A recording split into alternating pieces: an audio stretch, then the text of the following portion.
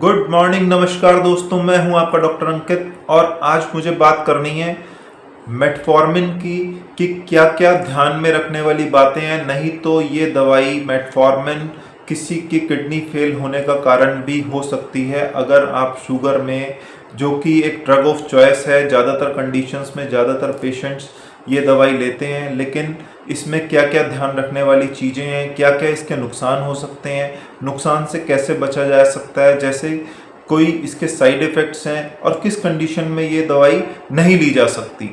तो आज बहुत ही इम्पॉर्टेंट चीज़ है क्योंकि शुगर एक लाइफ लॉन्ग वाली बीमारी है। तो इसमें मेडिकेशन लगभग बंदे को लाइफ टाइम ही खानी पड़ती है। तो एक बार जब स्टार्ट करता है तो वो लॉन्ग टर्म तक लेता रहता है। तो उसको, पेशेंट को ये पता होना, आप लोगों को पता होना ये बहुत ज़रूरी है कि किन किन कंडीशंस में हमें मेटफॉर्मिन अब स्टॉप भी करनी है या डोज रिड्यूस करनी है, या क्या इसको लेने से हमें क्या क्या बातों का ध्यान रखना है।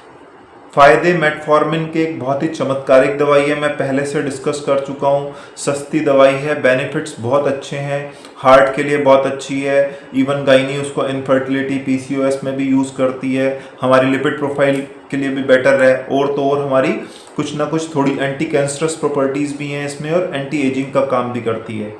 तो अब ध्यान क्या रखना है कि मेटफॉर्मिन अगर आप लेते हैं तो अगर आपका क्रेटिनिन 1.5 से ज़्यादा है, मतलब अगर किडनीज इफेक्टेड हैं, जीएफआर कम है, मैं फिर से कह रहा हूँ, अगर क्रेटिनिन बढ़ा हुआ है पेशेंट का 1.5 से ज़्यादा है तो मेटफॉर्मिन को अवॉइड किया जाता है क्योंकि वो फिर एक्यूट रीनल फेलियर कोज कर सकती है और साथ में इन्हीं पेशेंट में वो एसिडोसिस भी कर सकती है जिसको हम लैक्टिक एसिडोसिस कहते हैं।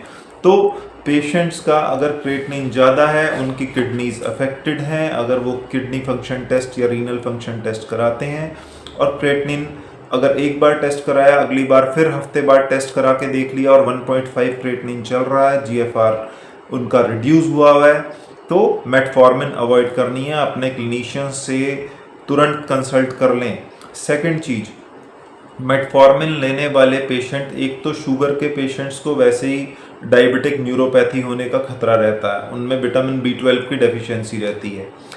इसीलिए ही मेटफॉर्मिन कई बार जो पेशेंट्स लेते हैं उनमें यूजुअली विटामिन B12 की डेफिशिएंसी होती है और स्पेशली अगर आप वेजिटेरियन हैं तो विटामिन B12 डेफिशिएंसी मेटफॉर्मिन लेने वाले पेशेंट्स में बहुत कॉमन है। और अगर आप वेजिटेरियन हैं, क्योंकि यूजुअली नॉन वेज डाइट में ही विटामिन B12 पाया जाता है, प्लांट फूड में नहीं पाया जाता, तो विटामिन B12 डेफिशिएंसी भी कॉमन है। और विटामिन B12 डेफिशिएंसी से पैरों में सुनपन, नमनेस, बर्निंग, टिंगलिंग, वो सब फीचर आ सकते हैं। तो एक तो डायबिटीज़ अपने आप में न्यूरोपैथी का कोज है, डायबिटीज़ अपने आप वो सिम्टम देता है पेशेंट को, न्यूरोपैथी कोज करता है। और दूसरा, जब विटामिन B12 की भी डेफिशिएंसी साथ में हो जाती है तो न्यूरोपैथी और ज़्यादा प्रेसिपिटेट होती है, और ज़्यादा न्यूरोपैथी होने के चांसेस हो जाते हैं। तो दो चीज़ों का हमेशा ध्यान रखना है, अगर क्रेटिनिन ज़्यादा है तो आपको मेटफॉर्मिन नहीं लेनी है। दूसरी चीज़, अगर मेटफॉर्मिन लेने वाले पेशेंट्स में विटामिन B12 डेफिशिएंसी भी होती है और बहुत कॉमन है, तो साथ में विटामिन B12 सप्लीमेंटेशन लेना मत भूलें। और साथ में कुछ इसके ऐसे साइड इफ़ेक्ट्स हैं जिसमें ये अवॉइड की जाती है, जैसे कई बार गैस्ट्रिक साइड इफ़ेक्ट्स ऐसे होते हैं जिसमें पेशेंट को डायरिया हो जाता है, बहुत ज़्यादा कलर वाले स्टूल्स आने लगते हैं, बिल्कुल सूट नहीं करती, तो उनमें भी पेशेंट्स में अवॉइड करी जाती है। वो डिपेंड करता है कि किस लेवल का उनको ऐसे माइल्ड साइड इफ़ेक्ट्स आ रहे हैं, जो किसी किसी पेशेंट में बहुत ज़्यादा हो जाते हैं तो अवॉइड करनी पड़ती है। तो कुछ और ऐसे ही साइड इफ़ेक्ट्स हैं, जैसे नोजिया, तो लगभग कोई भी दवाई कर देती है, दिल कच्चा होना, तो वो इतना स्पेसिफिक चीज़ नहीं है कि गैस्ट्रिक अपसेट हो गया, कॉन्स्टिपेशन कोज कर दिया। लेकिन ये चीज़ बहुत इंपॉर्टेंट है जो मैंने पहले दो साइड इफ़ेक्ट्स डिस्कस किए कि क्रेटिनिन अगर ज़्यादा है, और दूसरी चीज़ विटामिन B12 डेफिशिएंसी।